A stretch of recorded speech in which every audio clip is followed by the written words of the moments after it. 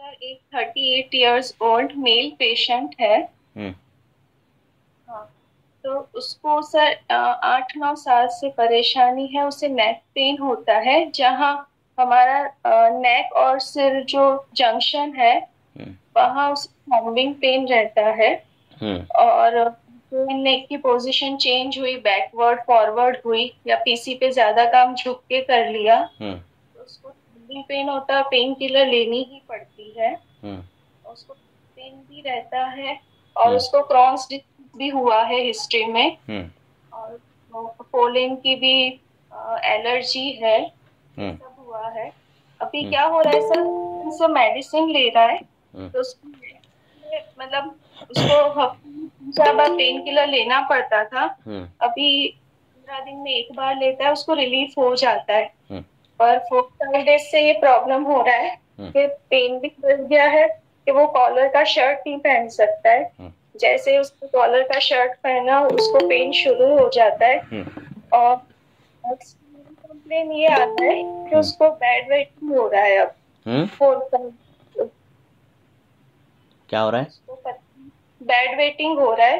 हम्म। Urine pass हो जाता है, रात को पता ही नहीं चल रहा है। हाँ। ऐसा 4-5 हो रहा है। हम्म। और 4-5 से ये कंप्लेन है कि अगर उसने कॉलर वाला शर्ट पहन लिया, हम्म। या मैंडेरियन कॉलर का शर्ट पहन लिया, हम्म। तो फिर से पेन शुरू हो जाता है। फिर उसे पेन किलर लेना ही पड़ रहा है। हम्म। ठीक अभी है। तक नहीं था, 4-5 डेज से हो रहा है। और किसी भी मतलब स्नेहम स्वेदन किसी से भी उसको रिलीफ नहीं मिल रहा। हम्म। पहले अग्नितम से रिलीफ मिलता था, हम्म। पर अब वो भी नहीं मिल रहा है उसे। हम्म। मोशन नॉर्मल है सर, एपेटाइट नॉर्मल है। हम्म। और स्लीप डिस्टर्ब है, उसकी हम्म। नींद उसे आती नहीं है। हम्म। मतलब बहुत डिस्टर्ब है, और मेंटली स्ट्रेस भी रहता है। तो ये भी कारण है सब कुछ। हाँ, ठीक है, हो गई। हाँ जी सर। हाँ, तो मन्याशूल मन्यास्तंभ, ये सब जो व्याधि आए हैं शास्त्र में, उसके कारण का एक श्लोक है कि दिवा स्वप्नम असमस्थानम विवृत्तोर्ध्वम निरीक्षण ही मन्यास्तंभम प्रकुर्वन्ते, ऐसा श्लोक है। तो जो दिन में सोने वाले रहते हैं, दिवा स्वप्नम, फिर असमशयनम मीन्स जाड़ी तकिया लेना, कम तकिया लेना, विवृत्तोर्ध्वम ऊपर की ओर देखना। कंप्यूटर पर काम करने वाले लोग रहते, घंटों घंटे ऊपर की ओर देखते और काम करते हैं। ये सब कारण जो है वो सालों साल चलते हैं। और सालों साल कारण चलने के बाद वहाँ मन्या पे खवैगुण्य आता है। अति भाषण करने वाले लोग, उन्हें उधर उसमें घाटा संपिद्यते बोला है कि मन्या के पीछे दर्द होता है। हाँ? तो ये सभी कारण जो है उनका त्याग करने बोलना है पेशेंट को। दूसरी चीज़ जो है, डिटेल केस हिस्ट्री लेकर वो सब देखो कि कहाँ से चालू, कब से हुआ और क्या हुआ। अभी भी कारण वो चालू होंगे, अगर ऊपर की ओर देखना ऐसे हो गए तो रिलीफ मिलेगा ही नहीं। ठीक है। तो करती है, हाँ, पर तो वो हम क्या बोलते हैं, जो जो जो से कंप्यूटर पर काम करने वाले लोग रहते हैं, तो उनको बोलते हैं हम कि आपकी जो चेयर है उसकी हाइट बढ़ाओ, और जो एंगल है वो 90 डिग्री चाहिए, सामने आपकी स्क्रीन चाहिए। हाँ, क्योंकि हेतु अगर वो विहारज हेतु चालू होंगे तो वो शूल जाएगा ही नहीं। हाँ, दूसरी बात, ऐसे लोगों को अग्निकर्म इससे फायदा होता है।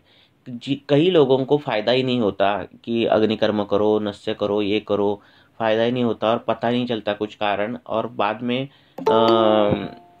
हाथ में चिमचिमायन आना, हाथ में दर्द होना, ऐसे लक्षण जो बढ़ते हैं, उनका अगर एमआरआई कर दिया जाए तो कभी कभार फाइब्रो एडिनोमा मिलता है। तो ऐसा कुछ है क्या, वो पहले देखो, नहीं होगा तो टेंशन नहीं है कुछ। हाँ। सर उसका जो एमआरआई रिपोर्ट है ना, हम्म। उसमें है और C6 में कंप्रेशन है, हाँ, C4 ठीक है। C7 में डिस्क बल्जिंग है, हाँ, तो क्या L4 होता है, L5। हाँ, तो कुछ टेंशन नहीं है अभी, फाइब्रोइडमा ऐसा कुछ नहीं है तो कुछ टेंशन नहीं है अभी। ये बल्जिंग क्यों होता है बार बार? विवृत्त ऊर्ध्वम, ऊपर की ओर देखने के बाद जो है डिस्क पर प्रेशर ये होता है, पीछे की ओर प्रेशर ये हो जाता है। हाँ, तो पीछे जो है कॉम्प्रेशन आ जाता है और आगे बल्जिंग आ जाती है। ठीक है। हाँ जी। हाँ, तो ऐसे टिपिकल पिक्चर दिखता है इनमें। इनमें क्या करना है, जो है हेतु विपरीत ही करना है। हाँ, अगर ऊपर की ओर देखकर ये सब हो रहा है तो आपकी स्क्रीन नीचे करनी है और नीचे स्क्रीन की तरफ देखना है। ऐसे निगेटिव प्रेशर रोज अगर एग्जर्ट हुआ तो वो बल्जिंग कम होता है। दूसरी बात है कि सार्वदेहिक लक्षण देखो। हाँ, उसके आधार पर दोष के ये करो, और उसके आधार पर बल्जिंग का विचार शोथ ऐसा करके, पित्तज शोथ, वातज शोथ, कफज शोथ, हाँ, कालादि चीजें देखो कि कब पेन बढ़ता है, दोपहर को बढ़ता है, शाम को बढ़ता है, सुबह ज्यादा रहता है, स्टिफनेस कितना रहता है, उसके अनुसार दोष का ये करके शोथ में जो लेप है, जैसे अब वातज होगा तो दशमूल, देवदार, निर्गुंडी इसका लेप करना है। हाँ, पित्तज का जैसे हो रहा है तो रक्तचंदन, यष्टि, हाँ, लघु पंचमूल इनका लेप करना है। और कफ जो हो तो वचादि गण है, हाँ, ये वरुणादि गण है, इनका लेप करना है। तो ऐसा लेप करके हम जो बल्जिंग है, हाँ, वो शोथ है वो कम कर सकते हैं। हाँ। दूसरी जी बात, सर। मन्या इसमें नस्य का बहुत कारगर ये हो जाता है। अगर ये विहार जो है, हाँ, हेतु से हो हाँ। रहा है, हाँ, कि ये संतर्पण जन्य में आ जाता है, हाँ, तो शोधन करने वाला तेल जैसे वचा तेल हो या फिर दशमूल से सिद्ध किया हुआ तेल हो, अणु तेल हो, इसका नस्य करना है। हाँ, पहली मुख्य चिकित्सा जो है वो विरुद्ध विरुद्ध ऊर्ध्वम निरीक्षणम जो है वो हेतु पहले बंद करना, यही पहली चिकित्सा रहेगी। कि वो रोज वो अगर वो कर रहा है तो आपके स्नेहन स्वेदन का भी कुछ फायदा नहीं होगा। मन्या की जगह बहुत ज्यादा स्वेदन नहीं करना, स्नेहन स्वेदन नहीं करना, हाँ, क्योंकि ऊर्ध्व जत्रुगत होता है और उसमें स्वेदन नहीं किया जाता ज्यादा। ठीक है, तो ज्यादा अगर स्वेदन किया जाए तो भ्रम के लक्षण आदि दिखते हैं। हाँ, तो मन्या को अभ्यंग करो, हाँ, मृदु स्वेदन करो, ऐसे करो। ठीक है। रही बात शोथ की, जैसे मैंने बोला उस प्रकार से शोथ का विचार करो। पेट साफ नहीं हो रहा है, ग्रहणी जैसा है और ये सब लक्षण दिख रहे हैं, तो पहले उस पर काम करना चाहिए। हाँ, क्योंकि वहाँ ही मज्जाधरा कला है। मज्जाधरा कला में मज्जा में वात होगा तो मस्तिष्क जो है वो मज्जा का अवयव है, तो उसमें वात प्रकोप होने की शक्यता ज़्यादा रहती है। तो उस प्रकार उसका आमाशय में क्या ये है, क्या पक्वाशय में ऐसा कुछ लग रहा है क्या, उस प्रकार से उनका ये भी करो, पाचन भी करो। हाँ, और उस प्रकार की चिकित्सा करो। देखो, शरीर में दोष पड़ते हैं, पर बढ़ते हैं तो जाना कहाँ है उसके लिए वो ढूंढते हैं। एक तो धातु क्षीण है क्या, धातु में खवैगुण्य है क्या, धातुओं में दृष्टि है क्या, किसी किसी किसी अवयव में दृष्टि है क्या, किसी स्थान में दृष्टि है क्या, ये ढूंढते हैं। और जहाँ उनको मिले कि बाबा यहाँ सेटल होना है मुझे, तो वहाँ वो सेटल हो जाते हैं। अब ऐसे लोगों में क्या है, बार बार ऊपर की ओर देखना, ये जो चीज है वो डायरेक्ट हेतु व्याधि के हेतु है। ठीक है ना। हाँ, जो दिए है शास्त्रकारों ने, तो डायरेक्ट व्याधि के हेतु अगर मिल गए दोषों को तो वो वहां पहले प्रकोपित होते हैं। कफ बढ़ा तो वहां पहले स्तंभ निर्माण करेगा, पित्त बढ़ा तो वहां पहले आरक्त वर्णता निर्माण करेगा, वहां दाह निर्माण करेगा, वात का होगा तो वहां पहले जाकर वात का कंप आदि लक्षण निर्माण करेगा। तो वो खव गुण दूर करने के लिए आपने को विहार पूरा बदलना पड़ेगा और ये करना पड़ेगा। हाँ, वो तीखा बीखा ज्यादा खाता है और फिर ये ऐसे लक्षण आ रहे हैं, डिसबल्जिंग और ये सब आ रहे हैं, हाँ, तो रक्त मोक्षण से अच्छा काम होता है, हाँ, मन्या को लगाकर। ठीक है, तो इस प्रकार से काम करो, वो हो जाएगा। पर हेतु जब तक बंद नहीं होता, टीचर हो, प्रोफेसर हो, कंप्यूटर पर काम करने वाले हो, उनकी मन्या की पोजीशन बिगड़ जाती है। हाँ, ड्राइविंग करने वाले हो तो उनकी मन्या में बहुत तकलीफें आ जाती है। ठीक है ना। तो ये जो विहार जो हेतु है, हाँ, ये पहले बंद करो। हमारे शास्त्र में विशिष्ट हेतु विशिष्ट व्याधि के लिए दिए हैं। हाँ, सभी हेतु से सभी नहीं होता, नहीं तो कफवर्धक में कुछ खाऊंगा तो एक ही व्याधि होनी चाहिए, ऐसा नहीं होता। विशिष्ट व्याधि से विशिष्ट हेतु हो जाता है, और ये विशिष्ट हेतु मन्यास्तंभ में आए हैं, है ना। तो पहले ये हेतुओं पर काम करना, बाद में बाकी के हेतुओं पर काम करो। ठीक है। तो फिर ये जो उन्होंने बोला है 4-5 डेज से बैड वेटिंग हो रहा है, उन्हें समझ हाँ, नहीं आ रहा है हाँ, वो तो रह गया। हाँ, तो शैया मूत्रता है, उसके कारण क्या क्या है। एक तो स्ट्रेस टेंशन, ये जो है ये सब नर्वस ऑपरेशन है ना। तो स्ट्रेस टेंशन अगर ज़्यादा हो गया तो भी ये हो जाता है, कृमि होगा तो भी ये हो जाता है। तो उसके लिए जो है अगरू है, अगरू जो द्रव्य है, हाँ, उसका प्रयोग बहुत अच्छा होता है। अगर स्नायु में शिथिलता हो, इस प्रकार से कुछ हो, तो अगरू का प्रयोग होता है। पर स्ट्रेस टेंशन अगर उसको हो और ये सब लक्षण दिख रहे उसमें से हो रहे, तो आपको उस पर ही काम करना पड़ेगा। ठीक है। हाँ, मज्जागत वात शमन के लिए निर्गुंडी जैसे कल्प, हाँ, ऐसे कल्प देने पड़ेंगे। अपदर्पण बहुत हो रहा है तो ब्राह्मी जैसे कल्प, घृतादि कल्प ऐसे देने पड़ेंगे। ठीक है। बाद में वो बेड वेटिंग जो है वो ये हो जाता है। ठीक है। कृमिजन्य कुछ हेतु है क्या, वो देखो। हाँ? ठीक है। बोलो। Thank you. ओके। पूछो। और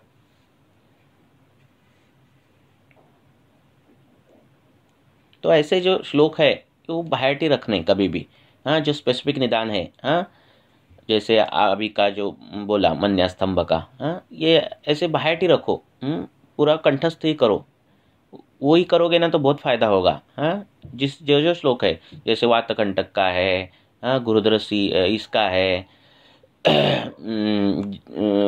मन्यस्तंभ का है, हाँ, ऐसे जो टिपिकल हेतु दिए और टिपिकल निदान दिए हैं उनके, तो ये श्लोक जो है वो कंठस्थ ही करो, निकालो वो एक नोटबुक पे और कंठस्थ ही करो, क्योंकि वो टिपिकल पहले हेतु ज़्यादा दिखते हैं रुग्ण में, हाँ।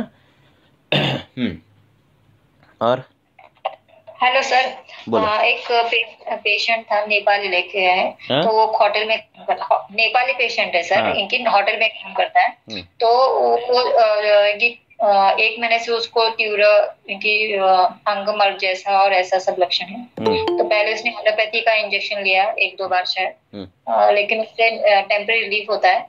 क्या फिर होता है? बाद में वापस टेम्पररी रिलीफ मिलता है उससे, लेकिन बाद में फिर से ये होता है। तो अभी आयुर्वेदिक के लिए अप्रोच किया, तो सर उसने, लेकिन वो क्या है, होटल का खाना खा रहा है, तो लाइक हेतु वाइज देखे तो सब इनकी आलू रोज खा रहा है, या फिर बाकी भी चना ये सब ऐसा, या फिर मैदे का रोटी ऐसा सब है हेतु। लेकिन उससे उसका अग्निमंद है ऐसा भी नहीं बोल सकते, क्योंकि उसको भूख बराबर से लग रहा है, बाकी सब है, लेकिन उसका दिन भर का स्टैंडिंग है वहां पे। तो इनकी उसके वजह से शायद फिर उसका ये पीठ में ज्यादा दर्द है ऐसा है। तो इसको शाम अवस्था ले, या फिर कैसे हेतु के हिसाब से ट्रीटमेंट का डिजाइन करे, या फिर उसको ये सब जो दिन भर स्टैंडिंग है तो उससे उसके स्पाइन पे समझो प्रेशर आ रहा है, तो ऐसा देखे उसको थोड़ा क्या कि जो ऐसा अंगमर्द प्रशमन गण है तो उसका, देखो अंगमर्द ये लक्षण जो है वो बहुत इसमें आया है, ये केवल वात व्याधि में आया है, ये आम रहेगा तो आया है, रसगत आम है उसमें आया, गुरुत्वम दैनमुदेवगम सदनम छद रोचको है ना, उसमें आया है, तो सभी में आया है। अब ये जो लोग हैं ये परिवेशित अन्न खाने वाले लोग हैं, है ना, हाँ, कभी भी खाने वाले लोग हैं, इनमें रसगत आम रोज निर्मित होती है, ठीक है। पर्यूषित अन्न जो है वो कृमि पैदा करता है, आम पैदा करता है, वात वृद्धि करता है, हाँ, तो ये इनमें ये सब रहता है, तो इनका पाचन पहले अच्छे तरह से करो, हाँ, रसपाचक दे दो उनको, हाँ, मलपाचक दे दो, हाँ, हरितकी जैसे कल्प दे दो, और उसके बाद उनको बोलो कि कैसे लग रहा है, हाँ, ठीक है। दूसरी बात, भोजन के जो नियम है कि बैठकर खाना है, ये सब नियम है, टाइम पर खाना है, हाँ, हितम भूकम मितम भूकम, ये सब जो लिखे है ना नियम, वो नियम के पालन सभी को है। अगर कोई भी नहीं करेगा तो उनको व्याधि होने ही वाले, आज नहीं तो कल, हाँ, तो उनको वो पहले बताओ, ठीक है। जब तक हेतु नहीं बंद होते तब तक ट्रीटमेंट का कुछ फायदा नहीं है। तो लेकिन उसका रात में अभी होटल की वजह से फिर शायद वो देर से सोता होगा, फिर दिन में सोता है वो।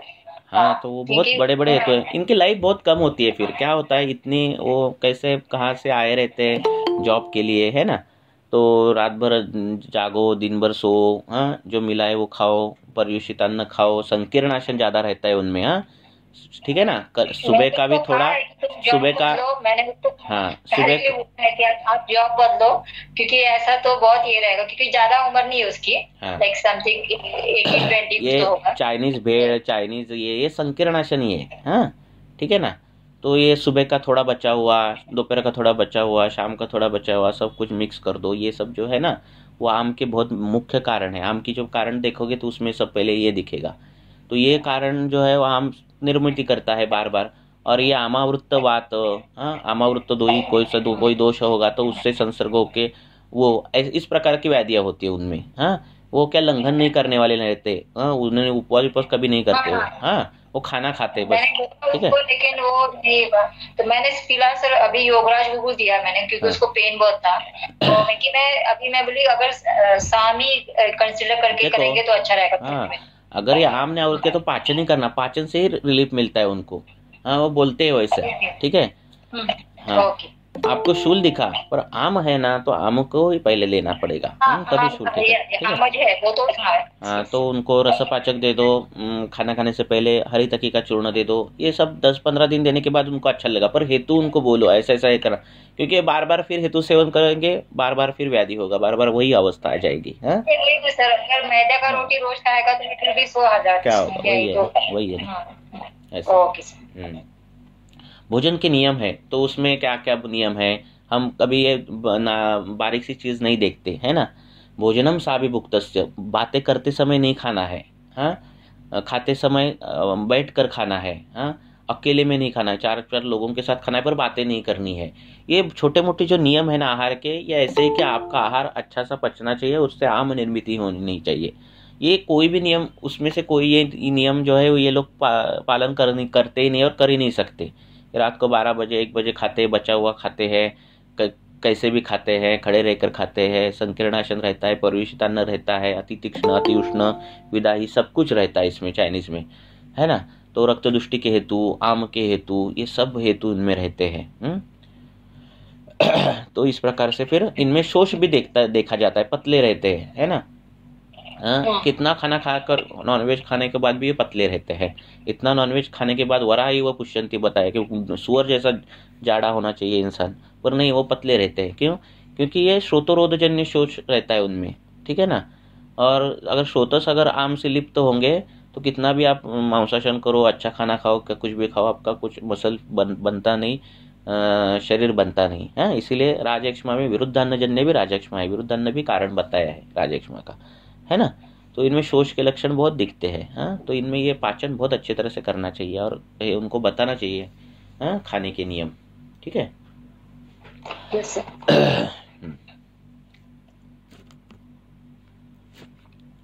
बोलो।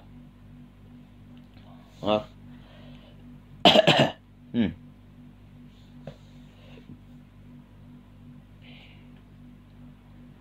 बोलो।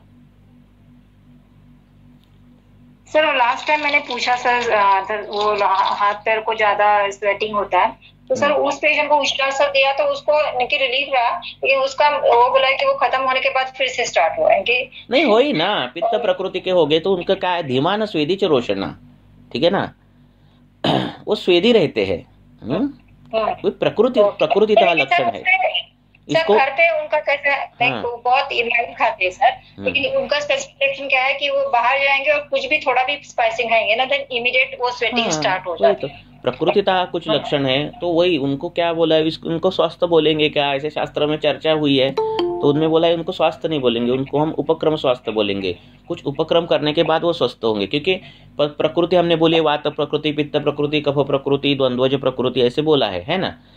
और हमने स्वस्थ के भी नियम बोले, पर वात प्रकृति का रुग्ण हो तो उसके पैर फटते ही है ना, पैर फटेंगे, रुक्ष त्वचा रहेगी। हाँ, पर उनको हम कैसे स्वस्थ बोलेंगे फिर, है ना। तो उनको बोला है कि ये उपक्रम कि वो वात प्रकृति, उनको बोलो वो अभ्यंग करो रोज, तो वो उनके फटना जो है वो कम हो जाएगा, है ना। बाल झड़ना, बाल कम होना, ये वात प्रकृति का है। तो प्रकृति का कुछ लक्षण रहते हैं और उस प्रकृति के अनुसार उनने अपत्य किया तो उनमें होने वाली व्याधि गंभीर रहती है। जैसे पित्त प्रकृति के इंसान है और उसने तीक्ष्ण उष्ण भ्रूषण ऐसे अन्नपान सेवन ज्यादा किया, थोड़ा किया, तो भी उसमें बलवान होगा व्याधि, क्योंकि प्रकृति था उसको बल मिलेगा ना उस व्याधि का, है ना। तो इसीलिए पेशेंट अगर पुरुष है तो उसको हम विरेचन भी कि मृदु विरेचन दे सकते हैं ना। पुरुष है पेशेंट, पित्त प्रकृति आप बोल रहे जैसा वैसा है, लेकिन पुरुष है तो उसको विरेचन कैसा प्रॉपर कराना कितना ठीक रहेगा ऐसा, अगर हमको अगर उसका पित्त कम करने का है। हाँ, जो वार्षिक जो शोधन है ना शरद ऋतु में, उसका विरेचन करवाओ। पुरुष है देखिए उसमें ये ज्यादा करो ना, कम करो ना, शोधन की मात्रा कम रखो ना, ऐसा है ना। रुग्ण का बल कम है तो मात्रा कम रखो, पर शोधन करना बोला है शास्त्र में ना। हाँ, बहुत ही बल कम है, वो सहन नहीं कर पाएगा तो बात अलग है ना। पर ऐसा कुछ नहीं है, सिर्फ पतला है, पतले होना इसका बल से कुछ ये नहीं है, पहली बात। हाँ, शास्त्र में हाँ, बॉडी मास इंडेक्स, वजन, हाइट, इसका कुछ हमारे इसमें ज्यादा महत्व नहीं है। हाँ, तो खाना कितना पचाता है उससे अग्नि बल है, व्यायाम कितना करता है उससे शरीर बल है। नहीं सर, व्यायाम करता है सर वो, तो उसको अच्छे से व्यायाम कर सकता है। जो बल है कि वैसा अपने बल देखना है, बल देखना है मीन्स क्या, ऐसा ये नहीं कि वो ऐसा पूरा हट्टा कट्टा है मीन्स बल है अच्छा है और एकदम पतला है मीन्स बल, ऐसा नहीं है ना। अग्नि जरण शक्त्या। तो इस प्रकार से बल देखो, व्यायाम से बल देखना है। और बोलो। तो एक श्लोक है हमारे शास्त्र में कि पानी कितना भी निर्मल हो, हाँ, अगर वो काफ़ी देर तक रहा, है ना, और काफ़ी देर तक रहा, उसका कुछ ये नहीं किया, तो वो भी गंदी उसमें से बास आने लगती है ना। तो उसी प्रकार हमारा शरीर है, आपने अच्छा खासा ठीक ठाक रखा, स्वास्थ्य के नियम पालन किए, दिनचर्या फॉलो की, ऋतुचर्या पालन की, फिर भी आपने अगर शोधन नहीं किया शरीर का, है ना, तो कालांतर से धीरे धीरे धीरे धीरे क्या हो जाता है, उसमें भी मलिनता आती है। शोधन के प्रशंसा का श्लोक है वो। तो इसीलिए शोधन जो है वो करना आवश्यक है, साल में एक बार तो करना ही है ना। ऐसे सर सिटीज में बहुत से बार सर ये समझो गिर गाय का अगर मिल्क चाहिए तो बहुत से बार दूर से आता है, तो वो स्टोरेज, कोल्ड स्टोरेज से रहता है तो वो कितना हद तक ठीक रहेगा, ऐसा है कि देखो काल के अनुसार जो है हमें कई बीमारियां होने वाली है, कई चीज़ें जो है हमारे हेतु होती है। कार्सिनोजेनियस अगर हमने सब्सटेंस देखे तो हम दिन भर बहुत कार्सिनोजेनियस सब्सटेंस खाते हैं, जिससे ये हो जाता है, ठीक है ना। अन्नपान विधि जो है हम उतनी तरह से फॉलो नहीं होता है ना, जिसने जैसा शास्त्र ने बोला है। तो बहुत सी चीज़ें हैं अभी, ये दूध का विषय है, आंवला का विषय है, अभी जो मिल रही, इसमें बहुत सी चीज़ें हैं कि हम ये नहीं कर सकते, है ना। हाँ, तो आपने वो गाय वैसे ढूंढनी चाहिए जो चलती फिरती है, वो ऐसी गाय चाहिए कपिल वर्ण की, ये वो, फिर उसका दूध लेना चाहिए। दूध बढ़ाने के लिए ऑक्सीटोसिन जैसे इंजेक्शन नहीं उसने लेने चाहिए। दूध जो लेना है वो शाम का दूध लेना बोला है ना। तो इस प्रकार से सब कुछ होगा तो वो दूध के फायदे हैं, है ना। फिर भी दूध जो है वो उबाल कर लेना है, उसको उसका पर्युषित दोष जो है नष्ट करने के लिए उसमें शुंठी डाल दो, हल्दी डाल दो, या फिर उबालो, उबालने से भी हो जाएगा। तो इस प्रकार से दूध का सेवन अभी नहीं मिल रहा है। ऐसा है अभी आपके पास आपको दूध देना है पेशेंट को, ठीक है, बल बढ़ाने के लिए, और आपके पास है ही नहीं, जर्सी गाय का दूध है उस समय, तो क्या कर सकते हैं, उस समय का जो है वो व्यवहार करना चाहिए ना, बराबर है ना। तो व्यवहारार्थम कुछ चीज़ें करनी पड़ती है हमें। व्यवहार, शास्त्रार्थ अलग रहता है और व्यवहार अर्थ अलग रहता है। उस पर एक बड़ा डिस्कशन होगा, जैसे दर्शन में होता है कि शास्त्रार्थ कैसा होता है, व्यवहार। तो व्यवहारार्थ हमें समझना पड़ता है कि भगवान है, ये जो सभी चीज़ें कर रहे हैं वो हम कर रहे हैं, ये व्यवहारार्थ है। मैं बोल रहा हूँ, ये मैं बोल रहा हूँ, मैं पढ़ रहा हूँ, ये मैं पढ़ रहा हूँ, ये व्यवहारार्थ है। असल में ऐसा नहीं है।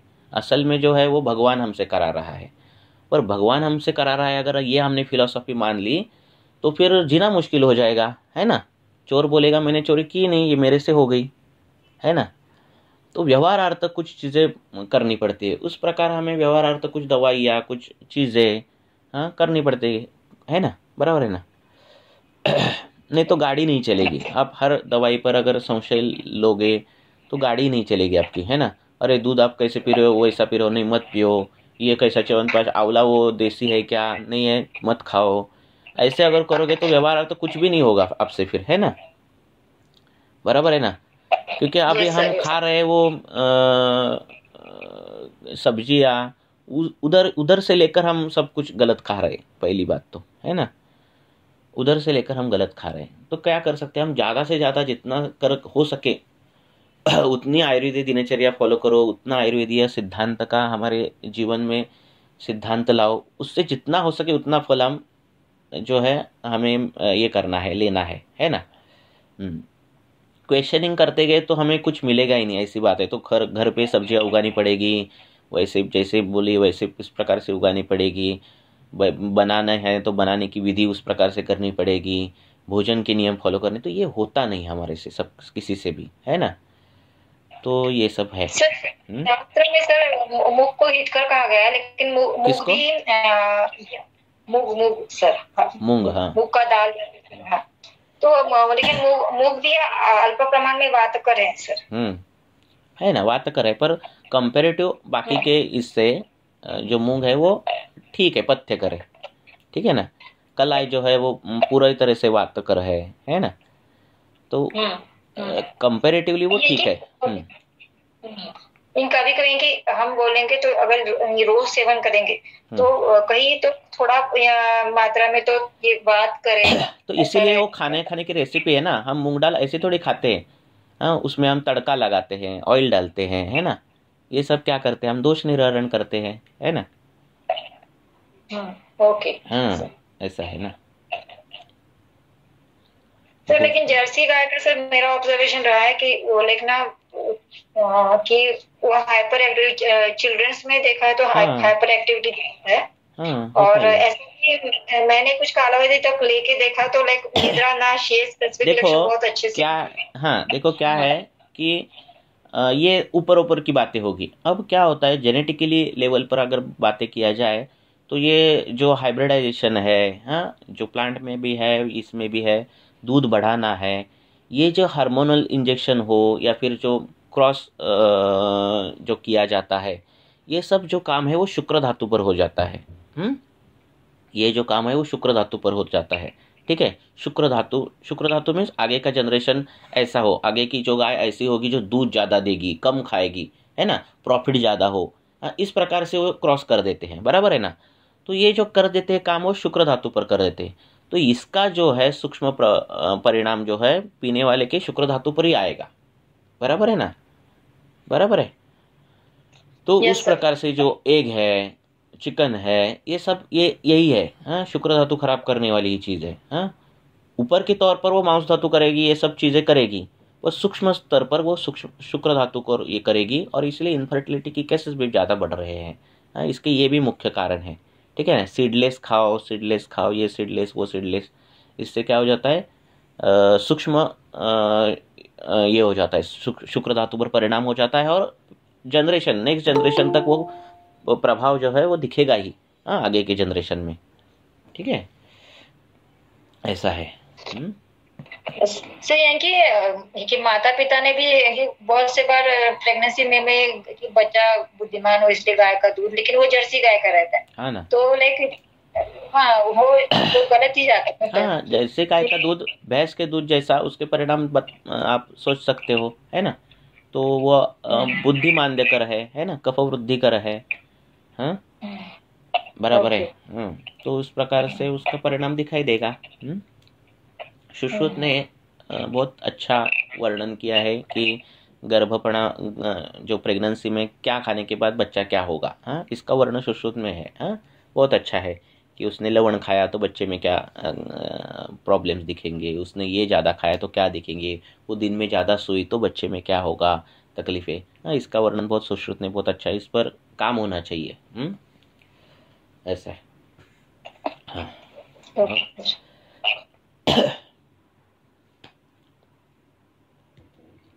बोलो, भैंस का दूध के क्राइटेरिया क्या है कि बहुत अग्नि आपका अच्छा चाहिए, हाँ, और आपको जो है नींद कम चाहिए, मीन नींद आनी चाहिए आपको, ये चाहिए क्या कि आपको नींद कम है और आपको नींद बढ़ानी है। हाँ, तो इस 2 क्राइटेरिया में भैंस का दूध अच्छा है, वो निद्रा जनन है और गुरु है।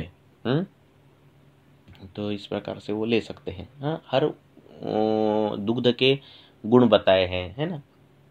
अजा का दूध ये तो बहुत ही लघु रहता है, हाँ, ये बहुत पथ्यकर है, हाँ, अजा का दूध। और दूध तो छोड़ो, मल के भी गुणधर्म हमारे शास्त्र में दिए हैं। हाँ, दूध तो छोड़ो, मल के, मूत्र के तो दिए ही है, मल के भी दिए हैं। ठीक है, हाँ, बोलो क्या। सर प्रैक्टिकली एक सवाल सर पेशेंट का हमेशा रहता है कि जिनको बहुत दूध प्रिय जैसा रहता है तो उनको रोज दूध पीने का ही रहता है कि तो दूध पीने का क्या है, आमाशय जो है आपका आम पूर्ण नहीं होना चाहिए, पहली क्राइटेरिया, और वो होता ही है बार पेशेंट का। हाँ, आमावस्था होने की जो शक्यताएं हैं वो पेशेंट करता ही है, अध्यशन करता ही है, अजीर्णाशन करता ही है, दिवास्वाप करता ही है, हाँ, परिवेशित अन्न खाता। ये अगर कुछ भी नहीं किया तो भी काम, शोक, मद, बोध, ये सब मन के गुण लेकर वो खाना अगर खाया तो भी आम निर्मिति होती है, ऐसे शास्त्रकारों ने बताया है। हाँ, अगर चिड़चिड़ करके खाना खाया, हाँ, या फिर उद्वेग से खाया, शोक पूर्ण खाना खाया, तो उससे भी आम निर्मित होती है। तो ऐसा आम पूर्ण अगर कोष्ठ हो और दूध पिया तो तकलीफ ही होती है, इसलिए पेशेंट बोलते हैं कि दूध पिया तो तकलीफ होती है, और हम बोलते हैं अरे दूध तो अच्छा है, ऐसा क्यों बोल रहा है पेशेंट, है ना। तो उसका कोष्ठ अच्छा होना चाहिए, हाँ, आमाभिभूत नहीं होना चाहिए। ये पहला नियम है ना। अग्नि अच्छा होना चाहिए, फिर दूध अच्छा है। सर ये कि रसात्मक देखें तो सर कभी कभी नित्य वो दूध मधुर रस में आता है, तो वो कभी कभी जब पेशेंट का अग्नि इतना अच्छा नहीं है तब भी पेशेंट ले लेता है, तो उसको है कि क्योंकि दूसरा कुछ खाएंगे तीखा तो वो क्रॉस ही जाता है कि नाश्ते में कुछ तो he has to make a choice only कि उसको दूध उस दिन देना ही नहीं है। पर बहुत से बार patient is not ready, like उनको नहीं, पहली बात तो जो आप पथ्य बता रहे दूध पीना है और उसको दूध पसंद ही नहीं है, तो पसंद ही नहीं है ऐसी चीज वो अगर पिएगा आपने बोला तो वो भी आम निर्मित करेगी, पहली बात है ना। तो यहाँ से चालू हो जाता है। पसंद है इसलिए लाइक उसका उस दिन अच्छा है कि नहीं वो देखे बिना ही पेशेंट रेगुलरली विदाउट ऐसा सेवन करते हैं। ऐसा एक कॉमन है कि बाबा उनको बोलो रात को खाना जल्दी खाना है। हाँ, रात को अगर 6-7 बजे खाना खाया तो सुबह जो है तब तक पूरा पचन हुआ रहता है। हाँ, फिर नहाने के बाद अच्छी खासी भूख लगती है। हाँ, तब दूध पिया तो कुछ तकलीफें ज़्यादा आती नहीं पेशेंट को। तो इस प्रकार से कर सकते हैं। या फिर 4-5 बजे जब भूख लगती है, हाँ बहुत भूख लगती है दोपहर को खाना खाने के बाद 11-12 बजे के बाद, हाँ जब शाम को भूख लगती है तब दूध पी सकते हैं। और दूध पीने के बाद अगर तकलीफ महसूस हो रही है तो दूध नहीं पीना है। साथ सिंपल है। सर और शतावरी के बारे में सर एक रहता है कोई पेशेंट को उससे कॉन्स्टिपेशन जैसा हो जाता है। हाँ, ये कभी कभी क्योंकि उसको वो गुरु भी हो जाता है। तो उसकी मात्रा कम रखनी है। शतावरी की मात्रा अगर कम रखे आपने तो दूध के साथ, हाँ अगर वो ये नहीं हो रहा है तो दूध के साथ मत दो, पानी के साथ दो। हम कभी कभार पानी के साथ देते हैं शतावरी कल्प, ठीक है ना। सर फिर शक्कर डाल के या सिर्फ ओनली सत्व देने का शतावरी कल्प बोल रहे हैं ना आप? हाँ नहीं, कल्प नहीं, अगर सत्व देते हैं सर, क्योंकि कल्प में कभी भी सर बहुत सारा शुगर आ जाता है ना, तो उसमें सत्व कम रहता है, इसलिए अगर शतावरी जो है वो गुरु है। हाँ, द्रव्य गुरु है, स्निग्ध है ना, तो उसकी मात्रा कम होनी चाहिए। हाँ, तो इस प्रकार से उसका सेवन करना है ना।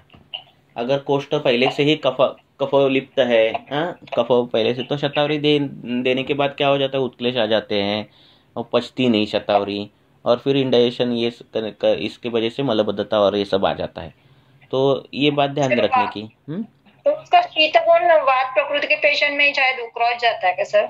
इसका शतावरी का ये शतावरी में शतावरी शीत है ना सर, तो कभी कभी वात के पेशेंट में या फिर वो पचने के लिए गुरु के लिए जैसे वो नहीं नहीं, वैसे नहीं होता। अगर कफानुबंधी वात हो, ऐसा कुछ हो तो वो तकलीफ कर देती है शतावरी। अग्निमांद्य है, कफ से आवृत्त है अग्नि ऐसा अग्निमांद्य है, तो उसको आसवारिष्ट ही देने चाहिए अग्निवर्धन के लिए, है ना। ऐसे श्रोतोशोधन करने वाले श्रेष्ठ कौन है? आसवारिष्ट। वो भी अगर पुराण हो तो बहुत ही अच्छा है ना। ऐसे नहीं सर, बहुत से बार सब पेशेंट वेट गेन के लिए आते हैं, तो हम सोचते हैं कि वो दूध में से कुछ पाउडर दे दो। हाँ नहीं, वेट गेन का पेशेंट आता है, देखो वो खाना अच्छी तरह से खाता है, वेट गेन फिर भी वेट गेन नहीं होता, ये कंडीशन श्रोतरोध की है। पहली बात, ये कंडीशन शतावरी के अभाव की नहीं है, ये कंडीशन श्रोतरोध की है। 2 टाइम 3 टाइम खाना खाने के बावजूद भी वजन नहीं बढ़ रहा है ना। तो पहले श्रोतरोध दूर होना चाहिए। हाँ, धातुओं का पोषण होगा कैसे? श्रोतस अगर क्लियर नहीं हो तो कैसे होगा, है ना। बराबर है ना। हाँ, पेशेंट खाना ही कम खा रहा है और वेट नहीं बढ़ रहा है, ये बात अलग है। बराबर है ना। हाँ, तो वो देखना है। कभी भी खाना भी खा रहा है, फिर आपका शतावरी कल्प भी खा रहा है, इतना ब्रोण करने के बाद भी अगर वजन नहीं बढ़ रहा है तो क्या है ना। तो श्रोतरोध का काम करना चाहिए। तो इसमें कोई भी ऐसा, हाँ ये पाचक इनकी अपना आशा वरिष्ठ की द्राक्षारिष्ट ऐसा भी कुछ दे सकते हैं। हाँ, द्राक्षारिष्ट दे सकते हो आप। भूख बढ़ाने के लिए पंचकोलासो दे सकते हो, है ना। इस प्रकार से प्रयोग करना। अश्वगंधारिष्ट दे सकते हो। तो ये प्रयोग, ये ज़्यादा फायदा होता है। वजन पेशेंट खाना ही कम खाता है, इस प्रकार से सब कुछ लक्षण है, हाँ, तो फिर वो शतावरी कल्प ये सब हो गया। ठीक है सर। अश्वगंधा का उष्ण गुण भी बहुत पेशेंट को नहीं जमता है, बहुत जन। हाँ नहीं, तो पित्त आसवारिष्ट पित्त प्रकृति हो, पित्तानुबंध हो तो थोड़ी तकलीफ देते हैं, है ना। नहीं, ऐसा चूर्ण भी सर, कभी कभी अश्वगंधा का चूर्ण भी अगर ज्यादा उष्णता है पेशेंट में तो नहीं उसको सूट होता है। हाँ तो ऐसे में सिर्फ तो उसको नहीं देना ये अच्छा ऑप्शन रहेगा ना सर? ओके, तो उसमें शतावरी वगैरह दे सकते। और नेक्स्ट,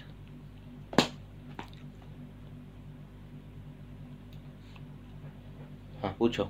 डायरेक्ट पूछो, हाथ मत ऊपर करो, डायरेक्ट पूछो क्वेश्चन फटाफट। पूछो।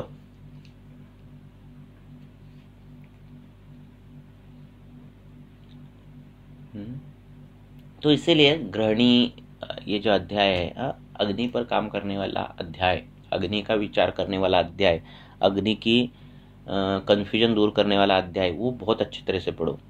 ये अध्याय आपको बहुत जगह पर काम आता है। ऐसे ऐसे कंडीशन जहाँ वजन नहीं बढ़ता, वजन कम नहीं होता, श्रोतोरोधजन्य कंडीशन रहती है, अग्नि पर ये हुआ है, तो उसमें ये अध्याय काम करता है। तो फिर पता चलता है हमें वचा का कितना रोल अच्छा है, अभया का कितना रोल अच्छा है। हाँ, ये सब जो महत्वपूर्ण दवाइयाँ हैं वो हम बहुत ही अच्छी तरह से युक्तिपूर्वक उसका प्रयोग कर सकते हैं। छोटी छोटी दवाई बहुत ही युक्तिपूर्वक प्रयोग कर सकते हैं। हाँ बोलो, पूछो प्रश्न। डायरेक्ट पूछो। हेलो सर, मैं थर्ड ईयर की स्टूडेंट हूँ सर। मैंने एक पेशेंट देखी थी, 65 एज था उनका। उनकी सर कंप्लेंट ऐसी, स्थूल पेशेंट है, और उनकी कंप्लेंट ऐसी थी कि उनको दोनों जंघा में बहुत कंडू आ रही थी। तो उन्होंने एलोपैथी डॉक्टर में दिखाया, तो उनको बोला कि वहाँ कुछ नहीं, वहाँ आप सिर्फ ये ऑयल वगैरह लगाओ तो हो जाएगा। सर हमारे इससे कैसे इसमें विचार करना चाहिए? नहीं, केस डिटेल चाहिए, हेतु चाहिए, क्यों जंघा में कंटू है, वजन कितना है उसका? जी सर, वजन उनका 101 kg है। ज्यादा है ना? स्थूल है। स्थूल है। हाँ, तो स्थूल में क्या क्या कॉमन रहता है? स्थूल में क्लेद रहता है, स्थूल में मेद दुष्टि रहती है, ये सब कफज व्याधि ज्यादा रहते हैं। कंडू कफ का है ना? तो हमें कंडुग्न गण यूज करना चाहिए। वचाहार इत्यादि गण जो है वो यूज कर सकते हैं हम, है ना? उधर लगाने के लिए उस प्रकार का गण लगा सकते हैं। हाँ, पर केस डिटेल चाहिए। स्वेद प्रवृत्ति भी ज्यादा है। हाँ, स्थूल लोगों को होती है ना, तो उस प्रकार से उनको डिटेल केस हिस्ट्री लेकर उस प्रकार के द्रव्यों का प्रयोग करो, है ना? बराबर है ना? ओके। Hello sir. हाँ बोलो। मेरे केस है सर, 50 ईयर मेल पेशेंट है। कितना? 50? 50। 10 मंथ के बिफोर उनका एक्सीडेंट हुआ था। उसके बाद उन्हें कोई टेस्ट सेंसेशन नहीं है, कुछ भी खाते, क्या खाते पता नहीं चलता है, मतलब चाय पीते या कॉफी पीते, इसमें डिफरेंशिएट नहीं कर पाते हैं। और आंखें बंद करके अगर भजी खा रहे हैं। एक्सीडेंट के बाद ही हुआ क्या? हाँ, एक्सीडेंट के बाद ही हुआ है सर, और MRI रिपोर्ट नॉर्मल है सर। पर उनको मार लगा था, वो कहाँ, सिर पर ही लगा था? हाँ सर, सिर पे ही लगा था। बोलो ना। तो साम अवस्था थी उनकी, तो मैंने नस्य चालू किया था सर, षडबिंदु नस्य, और राम पाचन के लिए सुचेकर चालू किया था सर। और नासाग्र विद्ध किया था। उसमें थोड़ा सा फर्क लग रहा था, लेकिन फिर से वही कंप्लेंट बोल रहे कि नहीं, मेरे को कुछ फर्क ही नहीं लग रहा है। उसमें चिकित्सा कैसे कर सकते हैं? अभी देखो, ये आघात जो है ना, और आघात कहाँ लगा है? मर्माभिघात है ना? Yes sir. बराबर है। और इंद्रिय अपने काम करने में सक्षम कब रहती है? ये काम किसका है? अक्षानाम पाठवेन च, ये वात का है ना? जब वात में कुछ विकृति आती है तब वो इंद्रियार्थ ग्रहण नहीं कर पाते, है ना? तो ऐसा विचार करके उसके जो जो करोगे आप, नस्य करोगे, कर्ण पूर्ण करोगे, जो जो शिरस्थान में है, उस प्रकार से गंडूश करोगे, ये सब जो करोगे उसमें वात का, पित्त का, रक्त का विचार करना है आपको। वात और रक्त का क्यों करना है? क्योंकि आघात जो है, इसीलिए। बराबर है ना? हाँ, तो ये करते समय क्या क्या कर सकते हैं आप? जहाँ ऊपर काकस्थान रहता है वहाँ आप जलों का उच्चारण कर सकते हो। हाँ, ठीक है। हाँ, आप सिरावेद कर सकते हो, तुम आपको अगर आती होगी, हाँ, तो इंटरजुगुलर वेन जो रहती है, इंटरनल जुगुलर वेन, वहाँ आप रक्त मोक्षण कर सकते हो। या फिर नस्य में वात और रक्त इनका विचार करके उस प्रकार का नस्य चालू कर सकते हो। इस प्रकार से आप काम कर सकते हो। ठीक है, शिरस्थ स्थान है, वात और पित्त ये है, इसका ये होकर आप घृत का प्रयोग कर सकते हो। जो जो वात रक्त में आए हुए कल्प है उनका विचार करना है उत्तमांग का विचार करके। तो ये विचार करके कुछ उनमें रिलत मिला तो बहुत अच्छी बात है, क्योंकि हम रमा खाता है ना। तो शिरोअभ्यंग करना, शिरोबस्ती करना, कर्ण पूर्ण करना, जो जो वहाँ के मार्ग है और अब दवाई छोड़े वो सबका विचार करके वो चालू कर दो। अग्निकर्म से मिलेगा उपचार, पर वो अग्निकर्म रक्त की चिकित्सा नहीं होती। हाँ, तो इसीलिए ये करो। हाँ, रक्त मोक्षण ये चिकित्सा होगी। हाँ, कान से आवाज कम आ रहा है तो कर्ण के पीछे आप जलोका लगाकर रक्त मोक्षण कर सकते हो। कर्ण जो है वो वात का स्थान है और वहाँ का जो आवाज जाना आना ये सिराओं का भी काम है। तो सिरा कंडरा पित्त से बनती है ना, रक्त से बनती है। तो कान के पीछे जो है वो जलोका लगाकर उधर भी रक्त मोक्षण करो। तो ऐसे सब कुछ करके क्या रिलीफ मिलता है वो देखो। क्योंकि मर्माघात है तो बता नहीं सकते कितना है ना, और वात प्रकोप में हमारा में दिखेगा नहीं, बराबर है। तो इस प्रकार से करो।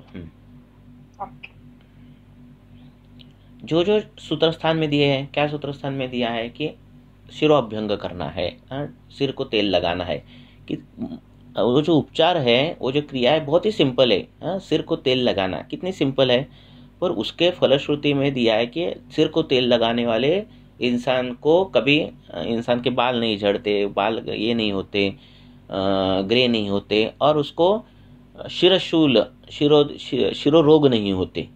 तो इतनी फलश्रुति में विस्तार पूर्वक उन्होंने दी है। इसका मतलब शिरोअभ्यंग करना कितना इम्पोर्टेंट है ना। पहले के ज़माने में बोलते थे ना शिरोअभ्यंग करने के लिए। तो ये प्रिवेंटिव भी है।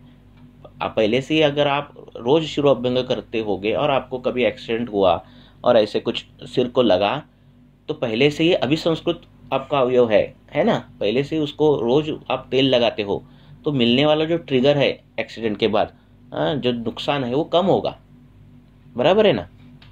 यस। हाँ, तो ऐसा ही रहता है। ये अभिघात जो हेतु, ये सिर्फ निमित्त मात्र हेतु रहते हैं। पहले ही शरीर में कुछ हमने ऐसे धातु बनाए रहते हैं, विग बनाए रहते हैं, और ये सब कुछ होता है ना। पहले के ज़माने में लोग ऐसे बैलगाड़ी इसमें उसमें जाते थे।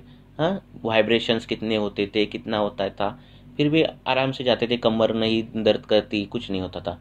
अभी इतने सस्पेंशन के इसमें जा रहे, फिर भी थोड़ा गिर गए तो हेयरलाइन फ्रैक्चर हो जाता है, ये हो जाता है, क्योंकि अभ्यंग नहीं होता शरीर में कभी।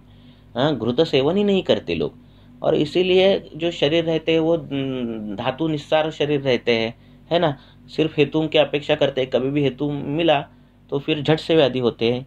इसीलिए धातु बल बढ़ाना है। ये सब कुछ जो हमारी जो दिनचर्या है, ये सब कुछ जो है वो धातु बल बढ़ाने का है, ठीक है ना, बराबर है। हाँ, तो इसीलिए उनको शिरोअभ्यंग अभी करो, पर ये शिरोअभ्यंग का फायदा ये है, इसीलिए सिर को तेल लगाना है। ओके।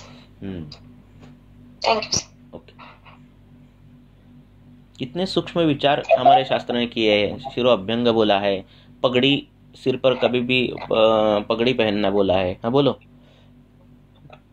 गुड इवनिंग सर, मेरे को ये पूछना था सर, जैसे रसपाचक वगैरह हैं, तो इनका देने का आइडियल टाइम क्या होना चाहिए? क्योंकि जैसे मान लो शास्त्र में पढ़े लिखा बयान उदान काल में देना है या इस काल में देना है। जैसे रसपाचक तो बयान वायु जब रस निर्मित होती है तब रसपाचक देना है ना, खाना खाने के बाद ही देना है ना, बराबर है ना। फिर भी उसमें आप सूक्ष्म विचार कर सकते हैं। आप पेशेंट बोल रहा है कि मुझे दिन भर गुरुता महसूस होती है, मुझे दिन भर सर्दी जैसा महसूस होता है, तो व्यान काल में देना है। पेशेंट बोल रहा है मुझे रात को ऐसे होता है खाना खाने के बाद, फिर उदान काल में दे दो, है ना। तो ये आप सूक्ष्म ये करोगे, कर सकते हो, है ना। काल जो है वो वात के हिसाब से बनाए हैं, है ना। जैसे सर उदावर्त वगैरह की प्रॉब्लम हो, उसमें अगर हम रसपाचक चला रहे हैं तो उसमें क्या अपान काल में दें कि उसमें भी बयान वाले काल में? डिटेल चाहिए आपकी, ये बहुत ही जनरलाइज क्वेश्चन है ना। किससे उदावर्त हुआ है ना। अर्श से हुआ है तो वो रसपाचक का क्या काम है ना। तो किससे उदावर्त हुआ है उस पर डिपेंड है ना सब कुछ। रसपाचक कब देना है, उसके क्राइटेरिया दिया है। गुरुत्वम दैन्यम उद्वेगम सदरम छर्दे रोचको, है ना, क्राइटेरिया दिया है। हाँ, मुझे लगा मैंने दिया, ऐसा नहीं है। हाँ, मेरे पास है इसलिए मैंने दिया। मतलब मेरा तो सोचना रहता है कि रसगत आम का अपचन करने के लिए रसपाचक दे सकते हैं आराम से। रसगत आम के लक्षण दिए है, इस ऐसे लक्षण होंगे तो देना, है ना। ऐसा जी सर। अच्छा सर, एक क्वेश्चन मेरा और था, जैसे ईयर वगैरह में जब पस डिस्चार्ज वगैरह की प्रॉब्लम होती है तो कई बार ये बहुत लॉन्ग टर्म प्रोलॉन्ग होती है, मतलब जल्दी ठीक नहीं होती है, तो उस केस में फिर उसका कैसे ट्रीटमेंट करना चाहिए? अगर टिम्पैनिक रप्चर नहीं हो ना तो कर्ण धावन और कर्ण धूपन से सॉल्व हो जाता है। और अगर टिम्पैनिक मेम्ब्रेन रप्चर होता तो कुछ नहीं हम कर सकते, ये फिर सर्जिकल हो जाती है चीज। Okay sir, thank you. कर्ण जो है वो आतक स्थान है, और बार बार मल होना, बार बार उसमें पस होना और ऐसे पिटिकाएं आना, ये मांस दुष्टि का लक्षण है, क्योंकि वहाँ का मल जो है वो मांस का है ना। तो मांस में अगर पित्त गया, मांस में कुछ विकृतियां आई, अविधिवित मांस सेवन है, ऐसे सब कुछ केसेस में ये मांस का मल विकृत हो जाता है। और कान में ज़्यादा मल होना, ज़्यादा वैक्स होना, कान में पिटिका आना, उसमें व्रण होना, पस होना, ये सब फिर उसके लक्षण है। तो मांस धातु का भी विचार करना रहता है, वो भी देखना, क्लेद का विचार करना, ऐसे।